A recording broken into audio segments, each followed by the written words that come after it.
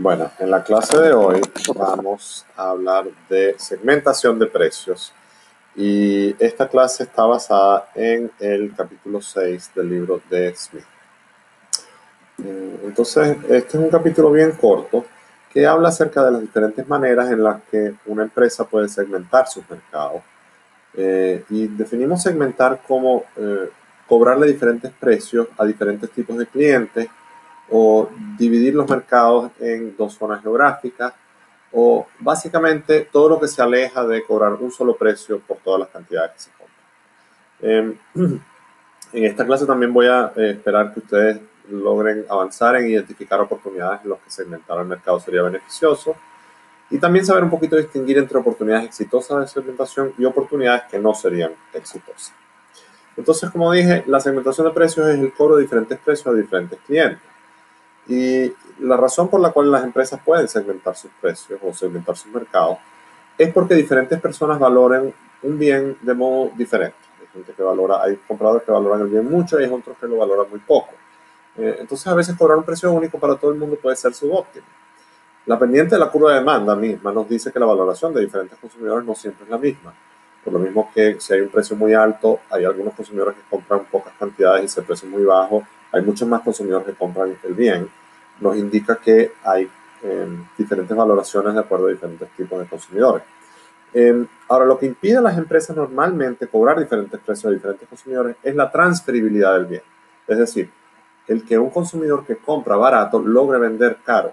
O, exactamente, que un consumidor que compra barato logre vender caro. Porque si eso pasa, sucede que la empresa no puede dividir los mercados, no puede segmentar sus mercados. O sea, es decir, si el bien puede ser transferible, es decir, si el bien puede ser comprado por una persona a un precio muy barato y revendido a un precio mayor, eso impide que la empresa pueda cobrarle un precio alto a los consumidores que valoran el bien de un modo alto.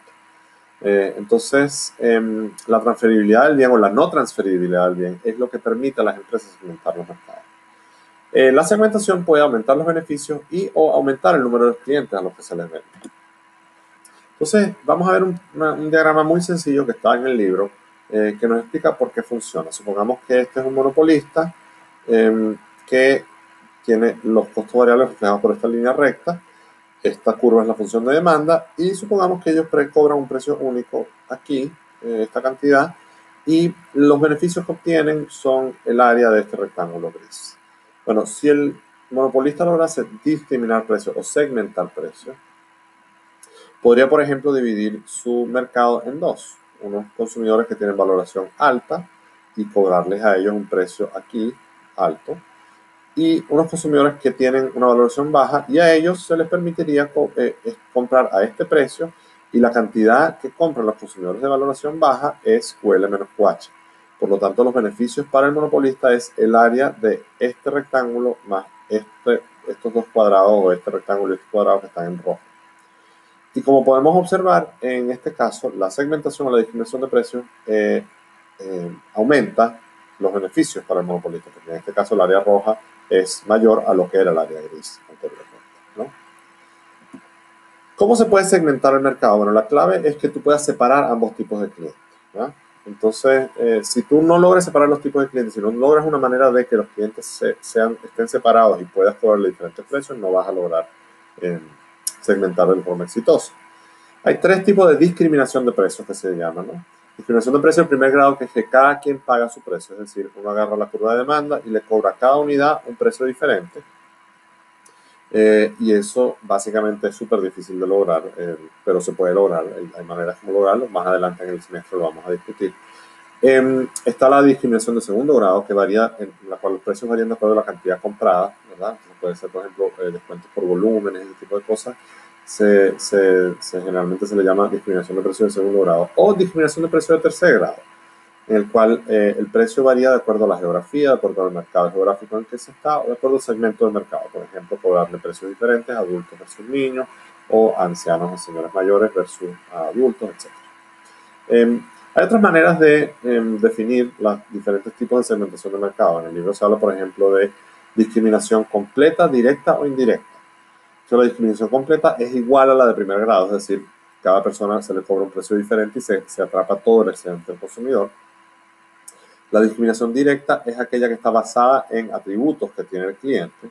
Y la discriminación indirecta es aquella que está basada en una variable proxy que esté relacionada con la disposición a pagar del cliente. Entonces, en ese sentido, la discriminación indirecta no está basada en los atributos del cliente, sino que está basada en una variable que, digamos, está relacionada con la disposición a pagar del cliente. Entonces, puede ser, por ejemplo, el uso de clubs o, por ejemplo, alguna variable que define la frecuencia del uso de un bien, por ejemplo, ese tipo de cosas. También se habla, por ejemplo, de discriminación táctica o estratégica.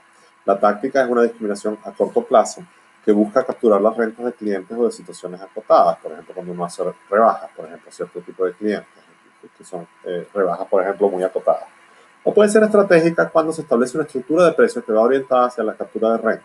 Por ejemplo, cuando desde que arranca el servicio, la estructura de precios refleja el deseo de la empresa de capturar renta. Por ejemplo, imagínense un gimnasio que cobra una tarifa para entrar, digamos una cuota mensual, y además cobra un uso por utilización de diferentes clases dentro del gimnasio. Entonces eso lo se llama una tarifa de dos partes, en la cual hay dos tipos de cobro.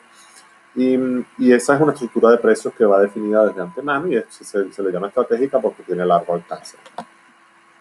Hay unas cosas que debe tener una buena segmentación, debe estar correlacionada con la disposición a pagar al cliente, debe requerir poca información, porque mientras más información se requiera del cliente o del producto o de la transacción, es más difícil que sea exitosa. Debe ser objetiva y separar a los clientes, es decir, que no haya mucho espacio para la subjetividad por parte del vendedor o por parte de la persona que está vendiendo, realizando la venta.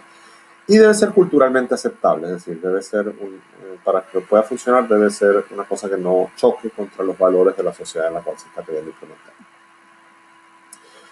Algunas discriminaciones o segmentaciones, una manera de segmentación del mercado, por ejemplo, variables demográficas, es decir, la edad, por ejemplo, cuando los niños pagan menos en los aviones, el género, por lo menos, por ejemplo, cuando las mujeres en los bares pagan menos, o el ingreso, por ejemplo, cuando una universidad decide cobrarle a todo el mundo una matrícula igual, pero a ciertos alumnos con necesidades socioeconómicas les da unas becas, es decir, ellos terminan pagando un menor precio. ¿Ya? La segmentación del mercado puede venir determinada por el momento de la compra, entonces tú puedes tener, por ejemplo, precios diferentes para almuerzos versus cenas en un restaurante, por ejemplo, o, por ejemplo, las películas en horario estelar que tienen un precio diferente a los matinés, por ejemplo, o la época del año en que se compra un paquete vacacional. Hay veces que, por ejemplo, comprar un paquete vacacional en septiembre para febrero es mucho más barato que comprarlo en enero, por ejemplo. También una manera de segmentar el mercado podría ser utilizando la ubicación geográfica de la compra. ¿Ya? Entonces, por ejemplo, si la zona es de clase baja, de clase media, o por ejemplo, si se está en una playa, quizás se podría cobrar diferente por un trago, por una cerveza, por un helado, a que si estás, por ejemplo, en la montaña. La autoidentificación del comprador es otra manera de poder segmentar el mercado. Entonces, si un comprador trae cupones o si un comprador es miembro de un club de fidelidad, por ejemplo, puedes cobrarle precios diferentes. ¿No? La cantidad comprada es una manera de segmentar el mercado. Entonces, de acuerdo al tamaño de la compra o la frecuencia de la compra también puede ser una manera de segmentar el mercado. Por ejemplo, si tú ves que el cliente compra muy frecuentemente, les ofreces un mejor precio o que compran en grandes cantidades. Por ejemplo. Uno puede también discriminar de acuerdo al uso que le da el cliente al bien, por ejemplo, utilizando una tarifa de dos partes, como mencionábamos antes, el ejemplo del gimnasio.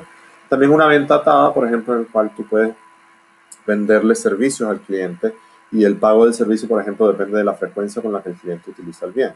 Por ejemplo, si ustedes piensan en una venta atada entre una máquina de electrocardiogramas y el papel que utiliza la máquina, por ejemplo. Entonces los clientes que más utilicen la máquina son clientes que van a pagar más porque van a usar más papel, por ejemplo. Y por último, una manera de segmentar el mercado es negociando. O sea, las empresas negocian con sus clientes y mediante esa negociación ellos van enterándose de cuál es la disposición a pagar del cliente. ¿No? Algunos ejemplos de segmentación de mercado, por ejemplo, cuando las empresas cobran tarifas extras, por ejemplo, los bancos o las aerolíneas. Los bancos, por ejemplo, cobran tarifas para diferentes servicios que ellos realizan, o las aerolíneas te pueden cobrar diferentes tarifas también para los diferentes servicios que realizan. Por ejemplo, hay aerolíneas que te cobran por las maletas extras que llevas, o te cobran algunas aerolíneas que te cobran por la comida, por ejemplo. Bares, restaurantes y tiendas especializadas, por ejemplo, tienen segmentaciones de mercado, hay horarios diferentes y entonces los precios varían dependiendo del horario. hay ofertas, hay especiales que ellos quieren sacar, por ejemplo. Las aerolíneas, por ejemplo, discriminan mucho, segmentan mucho sus mercados. Por ejemplo, los clientes que compran anticipadamente tienen diferentes precios. Los mismos asientos dentro del avión van a tener diferentes precios dependiendo de diferentes momentos en los cuales fueron comprados. O por ejemplo, los viajeros de negocios tienen la clase business, entonces hay un agregado, ¿verdad? Hay un producto un poquito diferenciado que permite segmentar los mercados. Por ejemplo, las aerolíneas cobran también tarifas de equipaje. Y los mercados industriales, por ejemplo, en muchos mercados industriales en los cuales, por ejemplo, el tamaño de la orden te permite segmentar el mercado, las negociaciones de las transacciones, la frecuencia y la mezcla de productos. Entonces, a partir de esta breve explicación, quiero que vayan al capítulo 6 del Smith y hagan los ejercicios que hay en la página al final sobre identificación de oportunidades de segmentación de mercado y evaluación de diferentes prácticas de segmentación de mercado. Es decir, cuáles van a ser exitosas y cuáles no. Entonces, luego de ver este video, ¿qué tienen que hacer? Bueno, tienen que leer el capítulo del Smith sin incluir el apéndice, porque el apéndice es más matemático, no hace falta. Hacer los ejercicios del capítulo, complementar con el texto del Pashigian, que vamos a explicarlo un poco en la clase mañana, y comenzar a hacer las pruebas anteriores. Buena suerte.